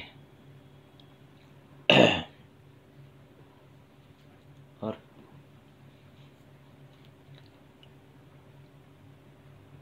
तो कर्ण धूपन ये बहुत ही अच्छा है और बहुत इजी है करने के लिए। क्लिनिक ओपीडी लेवल में आप कर सकते हो, क्योंकि वात का स्थान है, सूक्ष्म स्रोतस है, तो धुआं जो है वो ज़्यादा अच्छी तरह से वहाँ पहुँचता है। धुआं जो कंसेप्ट है वो क्षेत्र शोषक कंसेप्ट है, जो उष्ण है, ठीक है, जो उष्ण है, रुक्ष है, और क्षेत्र शोषक है। क्षेत्र शोषक में वहाँ के सूक्ष्म स्रोतसों में गया हुआ सूक्ष्म कफ, सूक्ष्म दोष, वहाँ का उनका पाचन करने के लिए, वहाँ का शोषण करने के लिए ये धूपन कल्पना है, ठीक है ना। तो इसीलिए जहाँ अवयव, जहाँ तक द्रव्य नहीं पहुँच सकते वहाँ ये धूपन पहुँच जाता है। तो धूपन का अगर धूपन करना हो तो उसके लिए कौन से द्रव्यों को चूज त्वचा, अगरू, जटामासी, ये सब द्रव्यों का प्रयोग करना। विलंग कर सकते हो, नींब पत्र कर सकते हो। तो इनका धूपन जो है वो बहुत अच्छा कारगर है। दूसरी बात और एक कर सकते हैं कि जो भीमसेनी कपूर रहता है, कर्पूर रहता है, तो वो कर्पूर क्या करना है, एक फोल्ड में, कपड़े के फोल्ड में रखना, ठीक है। कर्पूर जो है वो क्रुमिग्न है, उसका धुआं क्रुमिग्न है। तो वो कर्पूर ऐसे 2 फोल्डेड इसमें अंदर डालना और तकिए के यहाँ रखना, और उस पर कर्ण जो जिसपे ज़्यादा पस आता है, वहाँ वो रखो, तो उससे भी बहुत इफेक्ट होता है। हम क्या करते हैं, पेशेंट को जो कॉटन रहता है उसमें छोटा सा, जैसे मूंग की दाल रहती है ना, उतना छोटा वो कर्पूर डालते हैं, और वो जो कॉटन है वही कान में डालना, तो नित्य धूपन हो जाता है उसका। दिन में अगर 4-5 घंटे अगर धूपन हो तो वो ऐसी कंडीशन ही नहीं आती। जी सर, थैंक्स। ऐसे व्यवहारिक कर सकते हैं प्रैक्टिकली चीजें। Hello sir. बोलो। हाँ, नमस्कार। एक पेशेंट है, 49 ईयर ओल्ड लेडी है, हाईली क्वालिफाइड है और अनमैरिड है। 49 फीमेल। ओबेज भी है, हाँ, ओबेज है, 93 केजी। 49 फीमेल और अनमैरिड है। हाँ, और ओबेज भी है। तो उसको जो है उनके घर में, मतलब मम्मी को भी रूमेटॉइड आर्थराइटिस की हिस्ट्री थी, और may be death because of that, all complications, allopathy की दवाई चल रही थी और ऐसे सब था, तो की मम्मी की डेथ हो गई है। उसको भी रूमेटॉइड आर्थराइटिस है क्या? नहीं, रूमेटॉइड आर्थराइटिस तो आरए पॉजिटिव नहीं है, लेकिन उनको ऑन एंड ऑफ, जैसे कभी कटिशूल होना है, कभी पृष्ठशूल है, कभी अभी जो था वो जैसे सियाटिका नर्व से रिलेटेड पूरा, जैसे उरू से लेके नीचे पिंडी को, मतलब अंग साध रहता है, एंकल तक नहीं, पूरी बॉडी पेन रहता है, गुरुता रहती है, आलस्य रहता है, दैन्य रहता है, ज्यादा मतलब हर रोज वो अपना योगा वगैरह तो करती है आजकल, तो मतलब 6 महीने से से 8 महीने से, लेकिन वेट तो कम होता नहीं है। एक तो दिनचर्या भी वो फॉलो नहीं कर सकते हैं, फॉलो करनी चाहिए ना। जो हाँ, लेकिन हो सके उतना उनका योगा का 1 घंटा खुद को देना, और ये लेकिन वॉकिंग, ब्रिस्क वॉकिंग वगैरह ऐसा कुछ नहीं है। तो लेकिन ये जो उनका शूल है, तो एक जैसे हम मतलब जॉइंट मूवमेंट तो उनके फ्री है, ऐसा कुछ ये नहीं है, SRR वगैरह भी पॉजिटिव नहीं है उनमें। सिर्फ हम जो सियाटिका के लिए जो मूवमेंट्स है ये करके देखते हैं, एंकल जॉइंट इन्वर्टेड अंदर के साइड में करके ये देखते हैं, तो उनको हिप जॉइंट में पेन है, तो थोड़ा सा वो न्यूराइटिस टाइप ही है। तो सर इसमें हम तो मतलब जब ट्रीटमेंट चालू है मैं देती हूँ तब तो उनको आराम मिलता है। हाँ, ट्रीटमेंट बंद करने के बाद फिर तकलीफ होती है, क्योंकि हेतु सेवन चालू है ना। वजन ज्यादा हो तो वजन कम करना ये पहली चिकित्सा है। हाँ, वजन कम करने के 2 पर्याय है। एक तो व्यायाम करो, नहीं तो रात का खाना कम कर दो, है ना, क्योंकि खाने से बढ़ेगा और अव्यायाम से बनेगा। कि मैं सिर्फ रात में अभी सिर्फ वो मूंग का ही सूप लेती हूँ, ऐसा उनका तो कहना तो है, लेकिन दिखाई तो नहीं देता। पेशेंट पथ्य पालन करना है, पथ्य पालन हमारे लिए नहीं करना है, उसके लिए करना है पेशेंट को। हाँ, दिनचर्या अगर गलत हो, हेतु सेवन है वैसे हो, तो कोई व्याधि नहीं जाएगी। और कुछ जाने की आप ये भी मत करो कि मैं ये करूंगा, इससे होगा कुछ नहीं, सिर्फ आप दवाई दोगे उतने तक ठीक होगी, ऐसे चलेगा। उनको बोलो ये कितने दिन तक चलेगा, ऐसा है ना। कई चीजें आपको बदलनी है, वजन कम करना है। हाँ, अभी मैरिज नहीं करना है, ये सब भी चीजें आई है। तो अव्यय, ये अव्यय, ये एक मिनट, अव्यय ये भी एक स्थूलता का कारण बोला है। हाँ, तो इनका भी विचार अभी के केसेस, अभी के जो आपके पास पेशेंट आते हैं, हाँ 40 साल 45 और ये सब नहीं हुआ है, तो ये भी एक कारण उसमें ये कर दो। हाँ बोलो। ये सर हम उरुस्तंभ ये करके, क्योंकि उनको ज्यादा उरु में ही दर्द है, पैर ऐसे जैसे हम बोलते हैं ना भारी भारी हो जाते हैं थोड़ा सा, तो ये उरुस्तंभ ऐसे डायग्नोसिस हम क्या करना है? डायग्नोसिस से नहीं करना है हमारे शास्त्र में। हमारे शास्त्र में हेतु देखना है, संप्राप्ति निकलनी है, संप्राप्ति भंग करना है, ठीक है ना। डायग्नोसिस करके क्या करोगे?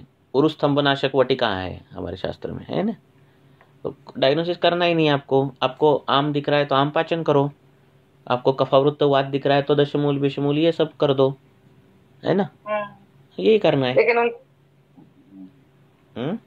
तो वैसे थोड़ी पित्त के लक्षण भी थोड़ा ज्यादा दिन मेडिसिन अरिष्ट वगैरह चलाए तो वो भी दिखाई देते। हाँ, इसीलिए डिटेल केस हिस्ट्री ले लो, हेतु कौन से है देखो, उनको सीधा सीधा बताओ। हम ऐसे चार्ट बताते पेशेंट को, देखो ये हेतु है, पूरी उनको संप्राप्ति बताओ किस वजह से हो रहा है। जब तक आप पूरा पिक्चर क्लियर नहीं करोगे उनके सामने, जैसे आधुनिक वैदिक शास्त्र वाले MRI बताते निकालते, फिर MRI से सामने रखकर बताते देखो यहाँ कॉम्प्रेशन हुआ है, ये प्रत्यक्ष दिखाते हैं ना, तो पेशेंट को बिलीव होता है हाँ यहाँ कॉम्प्रेशन है, तो आप क्या करने वाले सर्जरी में, तो बोलेगा हाँ मैं यहाँ ये करने वाला हूँ, तो ये प्रत्यक्ष है। उसी प्रकार हमें भी प्रत्यक्ष दिखाना आना चाहिए पेशेंट को कि देखो ये हेतु हुआ है, इससे ये दोष हुआ है और इससे ये व्याधि हुआ है। आपको क्या लगता है कि मैं सिर्फ दवाई करने से ये व्याधि जाएगा क्या? नहीं। तो उनको बताओ ये गलत हेतुओं से हो रहा है, ये हेतु बंद होने चाहिए, यही चिकित्सा पहली है। हेतु बंद होना यही पहली चिकित्सा है हमारे शास्त्र में, ठीक है। आधुनिक वैदिक शास्त्र में वैसा नहीं है। हाँ, तो उनको ऐसा फ्लो चार्ट बना के पेशेंट को एजुकेट करो आयुर्वेद की तरफ। एजुकेशन देना चाहिए उनको हमें, ठीक है ना। पेशेंट मैं हर लेक्चर में बोलता हूँ कि पेशेंट आने के बाद ऐसा कभी तो ऐसा पेशेंट आना चाहिए कि डॉक्टर ये जो प्रतिशय हुआ है तो कल मैंने द्रव गुण बहुल खाया, शीत गुण बहुल खाया तो उससे हुआ है, ऐसा पेशेंट कभी तो आना चाहिए, है ना, बराबर है ना। हाँ, पेशेंट को वायरल पता चलता है, बैक्टीरियल पता चलता है, एलर्जी पता चलती है, तो ये क्यों नहीं पता चले। हाँ और तो सर ये जो हम मतलब इसमें हम क्या लाइन ऑफ ट्रीटमेंट, आम पाचन तो कर चालू ही है, डिटेल केस चाहिए आपकी, और हेतु पहले बंद चाहिए, ये लाइन ऑफ ट्रीटमेंट है आपकी। दवाई देने तक वो ठीक रहती है, दवाई बंद होने के बाद वो बढ़ती है, तो ये है ना। हाँ देने के लिए आप कटी बस्ती दे सकते हो, अभ्यंग दे सकते हो, देने के लिए बहुत सी चिकित्सा है हमारे पास। हाँ, बस्ती का कोर्स कर सकते हो, है ना, पर उसके कुछ हेतु अगर रहे तो कुछ बस्ती का भी कुछ फायदा नहीं है, ऐसा है। और सर किसी किसी केसेस में ना सर जो ओबेस पेशेंट रहते हैं बहुत मतलब कोशिश के बाद उनकी वेट तो कम हो जाते हैं और फिर कुछ दिनों के बाद फिर वेट गेन, मतलब वैसी लाइफस्टाइल भी रही तो भी कैसा है 2-3 महीने आपने लाइफस्टाइल चेंज की, सब कुछ ट्राई किया और वेट कम हुआ, और चौथे 5वें महीने में आपने फिर वापस से ये किया। तो शरीर को उस वजन साथ में हुआ रहता है। यो इफेक्ट बोलते हैं उसको। एक महीने में जितना वजन कम किया है उतना वजन बढ़ जाता है। तो वजन कम करना ये बहुत ही खुद को बहुत ही अच्छे स्वयं नियम लगाने का काम है। ये वजन कम करना ये 4 महीने के लिए। कई लोग आते हैं लड़कियां की शादी है इसलिए वजन कम करना है, तो उनको हम बोलते हैं शादी के लिए नहीं करना है हमें वजन, कि वजन कम करने के फायदे क्या क्या है ना, वो पूरे बताने आपको, और इस प्रकार से बोलना है। तो पेशेंट पहले बहुत एंथुजियास्टिक रहते हैं, 2-3 महीने बहुत सब कुछ करते हैं, वजन कम करते हैं, और बाद में चौथे 5वें महीने में ये हो जाता है। तो पूरा वजन वैसे के वैसे गेन हो जाता है ना। तो ये एक यज्ञ है ना, वजन कम करना और मेंटेन रखना। नहीं सर, एक पेशेंट का तो ऐसा है कि लाइफस्टाइल भी अभी कंटिन्यू की है, लेकिन जैसे रात का खाना भी 6-6:30 के पहले ही हो जाता है, लेकिन थोड़ा सा ये और दूसरी बात है प्रकृति का वजन रहता है, कईयों का फैमिली में वजन रहता है, जनरेशन टू जनरेशन वजन ज्यादा रहता है, तो ये भी नहीं है ना। तो इसलिए बॉडी मास इंडेक्स नहीं है हमारे, वो फैक्टर नहीं है हमारे पास। ठीक है, उसके लिए कोई उत्तर नहीं। उसके लिए कोई उत्तर नहीं। स्थूल व्यक्ति की डेफिनेशन अलग है हमारे शास्त्र में। सर यदि हम आनुवंशिकता कहते हैं तो उनमें फिर वेट कम होना ही नहीं चाहिए, फिर वेट कम होने का रिजल्ट भी मिल जाता है देखा जाए, लेकिन फिर भी वेट तो कम हुआ दिखाई देता है, लेकिन 3-4 महीने के बाद फिर वही तो, वो पथ्य पालन नहीं किया तो वो यो इफेक्ट से झट से बढ़ जाता है एक ही महीने में। वही ना, वो बहुत वजन कम रखना ये बहुत महत्वपूर्ण चीज है, इम्पोर्टेंट है। आगे और पूछो कोई। तपश्चर्या। Hello sir. बोला। सर जो हम स्किन डिसीज के पेशेंट दिखते हैं स्पेशली फेस से रिलेटेड, तो सर बहुत क्रोनिक। हेलो, किससे रिलेटेड? फेशियल रिलेटेड सर, मतलब फेशियल एक्ने, डार्मेटोपिटिक, वो जो पेशेंट है। तो सर ऐसे बहुत क्रोनिक पेशेंट होते सर, जैसे कि पहले नियासिनामाइड, जैसे अभी के इसमें सैलिसाइलिक एसिड, फिर उसके बाद स्टीरॉइड, ऐसे सर प्रोलॉन्ग यूज किए हुए पेशेंट आते हैं सर। तो सर उनको जब हम अपनी मेडिसिन देते हैं तो उनको इफेक्ट होता है, लेकिन उसके पहले मुझे ये पूछना है कि उससे रिलेटेड कुछ डाइजेशन के ऊपर कुछ इफेक्ट होता है क्या सर उनका? क्योंकि ऐसा कुछ हमें दिखने को मिलता है क्या कि उनमें डाइजेशन में कुछ तकलीफ हो रहा है, क्योंकि सर कंटिन्यू यूज कर करके वो दवाई बोल रहे क्या? हाँ सर, मतलब स्टीरॉइड अगर आप स्टीरॉइड जब स्किन को लगाते हो तो स्किन तक मर्यादित नहीं रहती, ठीक है ना, वो सिस्टेमिक सर्कुलेशन में जाती है।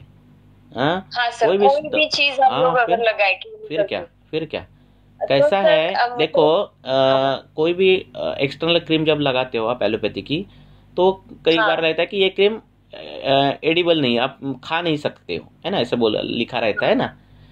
हमारे इसमें ऐसा नहीं है, हमारे इसमें जो कुछ लगा सकते हो ना त्वचा को, वो गलती से भी गया तो भी कुछ नहीं होता, जो खा सकते हो वही लगाना है। ठीक है ना। तो ये ड्रग एडमिनिस्ट्रेशन का मार्ग है स्किन। बराबर है ना। तो स्टीरॉइड, अब ये कैसा है, मॉडर्न के जो कुछ रिसर्च होते हैं वो रिसर्च आगे क्या करते हैं, उनका मेन क्राइटेरिया क्या है कि बायोएबिलिटी कैसे बढ़ाई जाए। ड्रग फिर ड्रग जो है वो ज्यादा से ज्यादा कैसे पेनेट्रेट हो।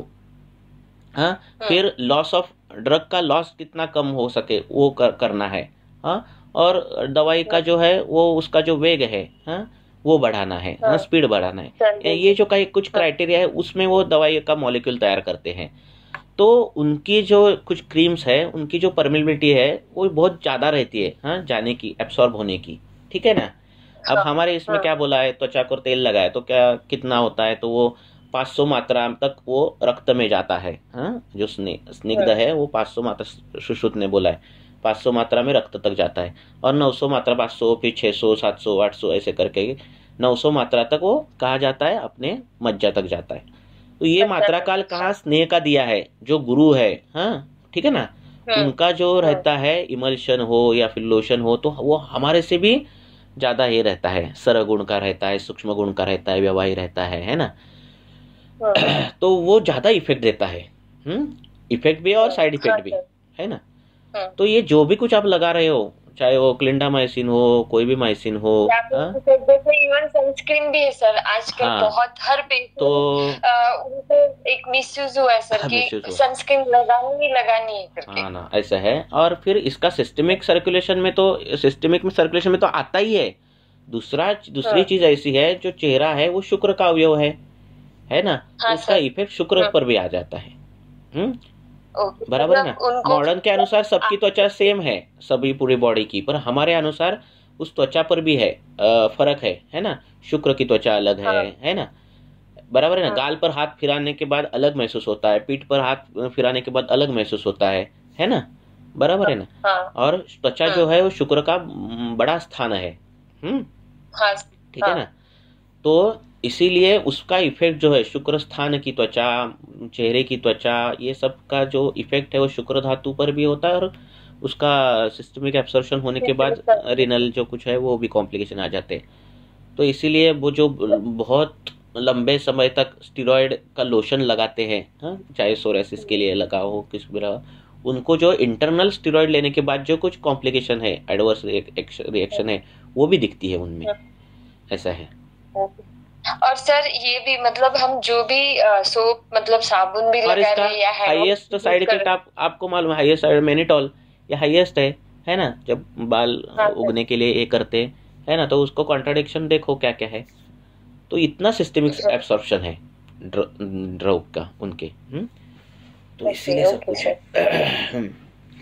साबुन का भी वैसे है, साबुन लगाना ये सब कुछ।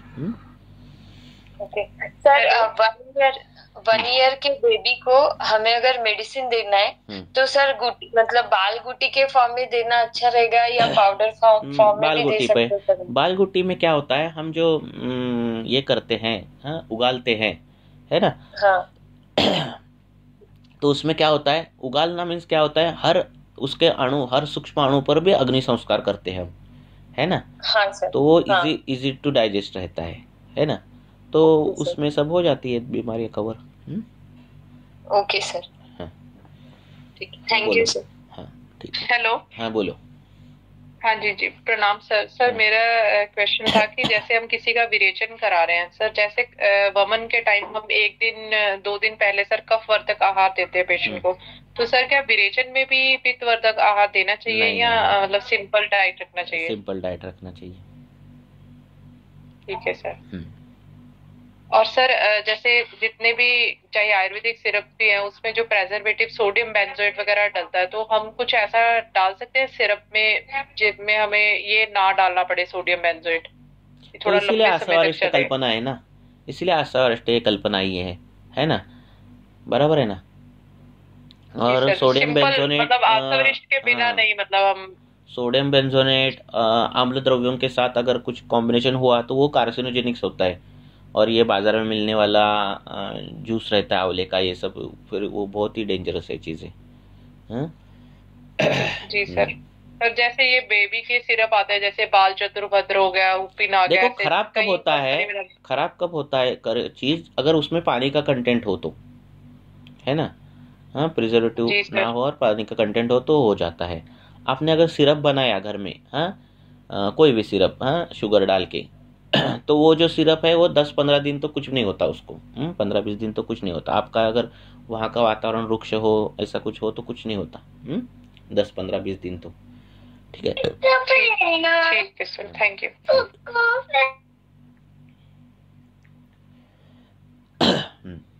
और सर एक पेशेंट है, फीमेल 21 इयर्स, बीडीएस करती है।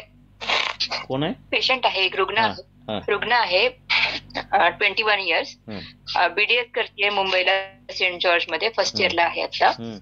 तर तिला म्हणजे 7th-8th पासून, ती 7th-8th मध्ये असताना माझ्याकडे आलेली कॉन्स्टिपेशनची हिस्ट्री होती, मला तीव्र मला स्तंभ नेहमीच। त्याच्यानंतर मध्ये आलेलीच नाही, आता आली तेव्हा तिच्या अशा कंप्लेंट होत्या की तिला मार्च 10वी मध्ये आलेला आणि त्यानंतर मग म्हणजे इतकं हेवी फ्लो व्हायचं की तिला हॉर्मोनल पिल घ्याव्या लागल्या. 12th मध्ये पण ड्युरिंग एक्झाम पण इतकं म्हणजे 8-8 दिवस फ्लो राहायचा, परत 5-6 दिवस गॅप, परत 8-8 दिवस फ्लो. आणि कॉन्स्टिपेशनची हिस्ट्री म्हणजे लहानपणापासूनच. बरोबर आहे. काहीतरी मग ती पावडर घे किंवा काहीतरी बाहेरचे मार्केटमधले असलेले काहीतरी चूर्ण घे असं काहीतरी करायची. आणि आता जेव्हा आलेली ते 1 वर्ष झालंय तिचे मेन्सेस आलेले नाहीये, म्हणजे लास्ट एप्रिल मध्ये आलेले, अजून आलेले नाही. आणि जेव्हा ती विथड्रॉल घेते काहीतरी पण 2-2 महिने मेन्सेस येत नाही तिचे काही घेऊन, म्हणजे हॉर्मोन्स पण काम करत नाही. UHG नॉर्मल आहे आणि हॉर्मोन्स पण नॉर्मल आहेत, सगळे गायनिकची ट्रीटमेंट झालेली आहे. सो आता ती आयुर्वेदिक ट्रीटमेंट घ्यायला आलेली आहे. आता हॉस्टेलमध्ये असते ती. आता फर्स्ट इयरची एक्झाम संपूर्ण आलेली आहे, तर तिला काय विचार करू मी आता? ये तो हमें पता चल गया है कि पहले कॉन्स्टिपेशन बहुत था, है ना, उसके बाद ये सब कंप्लेंट्स आने लगी, है ना. तो ये सब अपान क्षेत्र की व्याधि है ना, और हमें वातानुलोमन करना है, ये तो फिक्स हो गया. अब इसका वजन कितना है?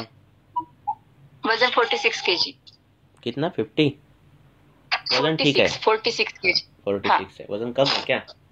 हाइट सर 5'2" है, वेट 46 है. कौन से दोषादि लक्षण दिख रहे हैं? जैसे उसको बॉडी पेन रहता है, त्वचा रुक्ष रहती है, ऐसे कुछ? सीवियर बैक एक, joint pain, means knee joint pain. वो तो पीरियड के टाइम समय के हो गए ना? नहीं sir, regular in general regular. आणि सिन्स 1 year म्हणजे मेन्सेस आलेले नाही आहेत आणि कॉन्स्टिपेशन है. देखो, आपको वात का लक्षण दिख रहा है सब, वात दोष का लक्षण दिख रहा है और ये सब दिख रहा है, तो आपको मधुर रस का विरेचन देना है, मधुर रस का वातानुलोमन करना है, मधुर रस से. तो उसके लिए अच्छा कौन सा है? अपना मनुका. तो मनुका उसको खाने को, उससे क्या हो जाएगा? नित्य उसका मृदु रेचन हो जाएगा और मधुर रस से हो जाएगा. तो ये सब लक्षण नहीं दिखेंगे. तो इस प्रकार से रेचन का प्रयोग करो. अगर एरंडेल तेल देना हो तो दूध के साथ ही उसका प्रयोग करना, क्योंकि वो फिर तीक्ष्ण उष्ण है. एरंडेल की घेती कैस्टर ऑयल सिंस 1 month वो ले रही है. गोली? लेकिन जब भी गोली का नाही फायदा. हॅलो, बोलो. पण काय होतं, जेव्हा एरंडेल घेते ना तिला खूप नॉशिएटिंग होतं किंवा मग लूज मोशन्स होतात. ठीक है, त्यांना लूज मोशन होता है तो वो यही है, पित्तानुबंध है, तो आप यही करो दो. मनुका चालू कर दो उसको. ठीक है, ओके. वो नित्य उसको लेने बोलो. रोज मृदु रेचन हो जाएगा. फिर सब कुछ सॉल्व होने लगेगा. ठीक है. और जब वो आएगी, बस्ती बिस्ती लेने आएगी, तो वात रक्त में बताई हुई जो बस्तियां हैं, है ना, वो बस्तियां जो नगरला आलेली आहे. सो मी विचार करते की काय करू शकतो आपण. आता जी 10 दिवस सुट्टी आहेत तिला, मग तर आता तिला बस्त्या चालू करायच्या. बस्तीमध्ये अनुवासन, बस्तीमध्ये बला तेलाची अनुवासन अशी द्यायची. बला तेलाची द्या, नाहीतर कुठलंही क्षीरसिद्ध तेल केलेलं असेल, क्षीरसिद्ध तेल होगा तो उसकी अनुवासन बस्ती दे दो. और जो ये करने वाले हो, क्या निरोध जो देने वाले हो, उसमें वात रक्त में जो आया है, अमृता डालो, गोक्षूर डाल दो, लघु पंचमोर डालो. इस प्रकार से रक्त का विचार और इसका विचार दोनों करके उसका निरोध भी दे दो. तो बस्ती चिकित्सा बहुत कारगर हो जाएगी उनमें. ओके सर, ओके, ठीक है सर. ऐसे रक्त का विचार, पित्त का विचार करना है, क्योंकि एरेंडेल से ज्यादा हो रहा है ना तकलीफ. इसका मतलब एरेंडेल क्या है? कटु है, उष्ण है, तीक्ष्ण है ना, तो इससे तकलीफ बढ़ रही है ना. तो हमें पता चल रहा है तो ये गुण भी है उसमें, है ना, और ऑलरेडी पीरियड ज्यादा आते हैं, है ना. तो हमें ब्रूहण करके मधुर रस का क्या करना है, उसको अनुलोमन करना है. ये बात ध्यान रखना है. जो आप निरो दे रहे हो, 1 मिनट, आपका माइक का बना, जो आप निरो दे रहे हो उसमें वो मनुका बिनुका भी डाल दो. ठीक है. यष्टि, 1 साल से अभी पीरियड ही नहीं आए हैं. यष्टि डालो अभी. ऐसा करो. ठीक. एक बार अवरोध गया वहाँ का अपान क्षेत्र का, तो ढंग से आने लगेंगे सब कुछ. और उसको मांस कुछ कर रहे, तीक्ष्ण उष्ण कुछ खा रही है, कुछ खा रही, वो दिनचर्या उसकी देखो. ठीक है. हॉस्टेलला असते सर, सो आता तेवढं काही फॉलो होत नाही डाएट. ठीक है. ओके. रोज उसको बोलना मनु का खाना ही खाना है. हा सर. हा सर, मनुका याच्यामध्ये काळे मनुकाच अपेक्षित आहेत ना सर, आणि क्वांटिटी असं काही मुठभर खायच्या. ओके. लगेच काय फरक नाही दिसत दुसऱ्या दिवशी, नंतर हळूहळू फरक दिसायला लागतो. Okay sir. आणि जर टायफॉइडच्या पोस्ट एक विचारायचं होतं पेशंटचं, जर तुला ते म्हणजे ऐकू येणं हे झालं असेल, हॅम्पर झालं असेल, म्हणजे बाधिरिया आलं. हाँ, व्याधि शोष के बाद आने वाला बाधिरिया है ना. वात का बाधिरिया है, तो जीवनीय गण से सिद्ध हुआ तेल का कर्ण पूरण करना, जीवनीय सिद्ध द्रव्य का क्षीरपान करना, वो घृतपान करना, यही करना है ना. गंडूस भी उस प्रकार का करना. बराबर आहे सर. कारण की पेशंटने मला अप्रोच नाही केलं, पेशंटच्या रिलेटिव्हनी मला अप्रोच केलं, तर ते त्यांचं म्हणणं ते खूप फिरलेत, म्हणजे खूप त्यांनी पैसे खर्च केले, पण त्याचा काय फरक नाहीये. म्हणजे त्यांनी आता मला सांगितलं, पेशंट अजून आली नाही माझ्याकडे, पण म्हणजे मी बरेच जण खूप म्हणजे सहज बाधिरिय और वार्धक्यजन्य बाधिरिय, ये दो बाधिरिय असाध्य बोले हैं. ये छोड़कर जो बाधिरिय वो सॉल्व होने की शक्यता है, बोलना उनको. ओके चालेल. तो कर्ण का अगर ग्रहण हो गया, जीवनीय यष्टि का तेल आपने डाल दिया कर्ण में, तो भी बहुत से काम हो जाते हैं. यष्टि सिद्ध तेल बनाओ, क्योंकि बहुत काम आता है सब जगह. हाँ, तो ये तेल भी है कर्णपुरण में प्रयोग करना. ओके. आणि सर मग बिल्व स्पेसिफिकली सर मग फक्त वार्धक्यजन्य असं धरायचं का? हाँ, वाताशी संबंधित आहे तर बिल्व तेलाचा फायदा होतो.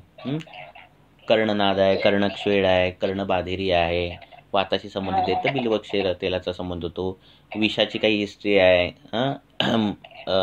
चूहे ने काटा है, ऐसे कुछ, सॉरी बिच्छू ने काटा है और बाद में आया है, तो अपामार्गक्षार तेल का प्रयोग होता है. हाँ, और कुछ भी नहीं हो तो तेल डालना है, कर्णपूरण करना है. ये तो महत्वपूर्ण है. ठीक आहे सर. एक लास्ट विचारायचं होतं, तर तुम्ही मगाशी म्हणाल की त्या स्तोत्ररोध आहे म्हणून मग भार वृद्धी होत नाहीये, वजन वाढत नाहीये, मग अशा वेळेला सर आपण आसवारिष्ट कुठला वापरलात, मग त्याला काय कालावधी पण वापरू शकतो? कारण शेवटी आसवारिष्ट पण त्याला लिमिट राहतं ना, त्याचं पण उष्णता. हा नाही, स्तोत्ररोध गेल्याची लक्षणं दिसायला लागतात. चांगली भूक लागायला लागते, प्रसन्न व्हायला लागतं, लगेच जेवण पचायला लागतं, शरीर भरायला लागतं, है ना. बरोबर आहे ना. पण आता पण प्रेझेंटली जसं पेशंटची जीवा निराम आहे आणि त्याला भूक वगैरे व्यवस्थित लागते असं म्हणणे, तर मग अशा वेळेला मग काय आपण फक्त भूक लागणं म्हणजे चांगलं आहे असं नाहीये. हा, म्हणजे भूक काय पित्तामध्ये पण लागते चांगली, भूकाला काय हे नाही. भूक आहे फक्त ते शिफ्ट मध्ये कधी सर, आता म्हणजे हे तुम्ही म्हणताय जसं ते स्तोत्ररोध नष्ट व्हायची लक्षणं दिसतात, म्हणजे मग ते शिफ्ट म्हणजे नक्की तो पॉईंट कसा पकडायचा, म्हणजे असं विचारते. ही जजमेंटची गोष्ट आहे, असं नाही, जजमेंटची गोष्ट आहे. परत पेशंटला नुसतं तेवढंच करून नाही चालेल, त्याला व्यायाम करायला पण पाहिजे. त्या चलगुणाने पण स्तोत्ररोध दूर होणार आहे ना. बरोबर आहे की नाही. नाही म्हणजे त्याच्यातून नंतर आपण हे बाकी समज म्हणजे जीवनीय म्हणजे कशा आहे किंवा असं, म्हणजे असं शिफ्ट व्हायचं झालं म्हणजे ह्या असं वरिष्ठापासून, तो पॉईंट असा मी कुठल्या किती कालावधी पॉईंट नाही, पण पहिला सुरुवात स्तोत्ररोधनेच करायची आणि मग नंतर ते कमी कमी करत एक टाइम ते ठेवायचं आणि मग नंतर ब्रोहण एक टाइम ठेवायचं, असं करून करायचं आणि नंतर ते बंद करायचं. आपल्याला ते दिसलं पाहिजे ना त्याचं वेट गेन झालेलं. वेट गेन होतंय म्हणजे स्तोत्ररोध दूर होतोय, है ना. Thank you sir. ओके. और सर ते यष्टी तेल बाधिरियामध्ये यूज करायचं करने का है और बिल्व तेल कर्णनाद में ना, आप ऐसे बोले ना. और कर्णशूल हो तो सरसप तेल है ना. Okay sir. व्याधिजन्य हो, वार्धक्यजन्य हो, ऐसा कुछ हो तो ये यष्टि मधु जो है तेल अच्छा है, कि साक्षात मांस बढ़ाने वाला द्रव्य है, मधुर है, जीवनीय है, और क्या क्या नहीं है उसमें, है ना. तो उसका तेल दिया तो ब्रोहण कर देता है. तो मेरे पास जो पेशेंट है ना, उसको थोड़ा कर्ण बाधिर्य भी है और उसके साथ कर्णनाद भी. इसके लिए मैंने तो उसको बिल्व तेल ही दिया है. और गलत नहीं होता, पर उसमें भी हम स्पेशलाइजेशन ऐसा कर सकते हैं, सेपरेशन ऐसा कर सकते हैं. H50+ है पेशेंट का और थोड़ा भ्रम रहता है, इसके लिए उसमें बिल्व तेल ही दिया है तो चलेगा ना. दोनों भी है. सारीवादी वटी चालू करो.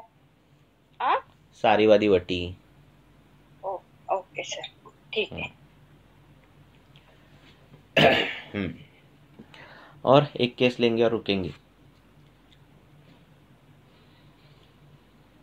और है केस कुछ बाकी? हाँ सर एक पेशेंट है सर, ये उसका मेजर एक्सीडेंट हुआ है सर। तो लाइक हॉस्पिटलाइजेशन था सर 1-2 महीने। नाउ द पेशेंट घर पे लाया है उसको। तो उसका की हेड इंजरी था, तो लाइक पूरा हेलमेट नहीं डाला था तो हेड इंजरी। तो वो उनकी सुचरिंग करके फिर उसको जोड़ा है। इतना मेजर था। तो अभी लाइक कि बोलने में लाइक थोड़ा बहुत बोल रहा है उसको, और मेन ये है राइस टू डाला हुआ है। राइस टू डाला। हाँ। तो अभी इनकी हमारा कि अभी तक तो उन्होंने ज्यादा एलोपैथी रहा उनका, आयुर्वेदिक लिया ही नहीं ज्यादा। तो अभी उसको इनकी क्या हम आयुर्वेदिक से इनकी कर सकते हैं, हेल्प कर सकते हैं? क्या करना है अभी उनको? इनकी अभी बोला ना, अभी ये केस बोले ना, मर्माभिघात है ना, बराबर है ना, सिरस्थ है, अभिघातज है। अभिघातज में क्या बोला है? वात और रक्त पर काम करना रहता है ना, बराबर है ना। हाँ, अब तो ऐसे पेशेंट को कर्णपूरण भी करो, शिरोभ्यंग करो, रोज तेल लगाओ सिर को। हाँ, लाक्षादी तेल लगाओ, या फिर कोई रक्त पर काम कर। ऑपरेशन का ये तो वहां पर नहीं कुछ कर सकते। फिर कर्णपूरण करो, जो मार्ग हमें अभी मिल रहे तो वो करो, है ना, बराबर है ना। रक्तपाचन करो, वात शामन करो, इस प्रकार से दवाइयाँ दो उनको। हाँ, उस प्रकार से धीरे धीरे करो सब कुछ। ठीक है, चलो ओके, रुकेंगे। चलो बाय, शुभ रात्रि। Thank you sir. ओके।